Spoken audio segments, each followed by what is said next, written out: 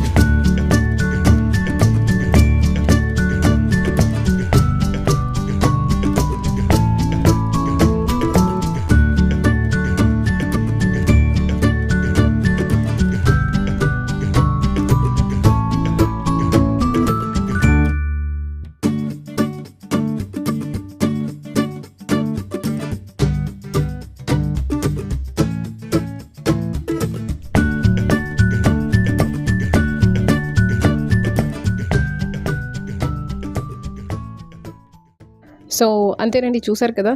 I hope ఈ video మీకు నచ్చింది అనుకుంటున్నాను, యూస్ఫుల్ అవుతుంది అనుకుంటున్నాను. ఈ వీడియో ఎలా ఉందో నాకు కామెంట్ బాక్స్లో తెలియచేయడం మర్చిపోకండి. అలానే నెక్స్ట్ ఇంకెలాంటి వీడియోస్ కావాలో నాకు కామెంట్ బాక్స్లో తెలియచేయండి. మళ్ళీ నేను నెక్స్ట్ వీడియోలో కలుస్తాను. Until then bye. Thanks for watching. Have a nice day.